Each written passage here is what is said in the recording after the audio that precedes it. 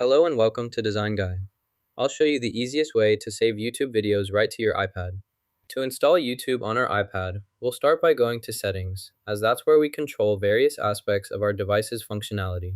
On Screen Time, we select Content and Privacy Restrictions, then navigate to iTunes and App Store purchases for more settings control. Ensure installing apps is allowed here for this specific process to proceed smoothly.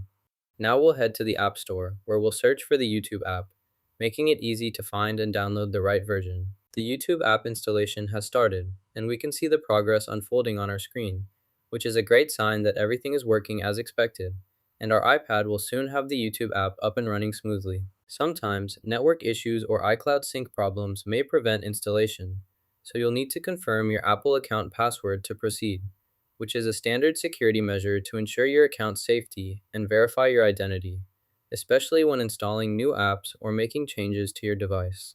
Enter your Apple ID password now to securely and easily complete the installation process.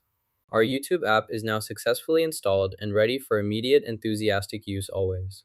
Now you know how to download YouTube on your iPad. Don't forget to like and subscribe for more easy tips.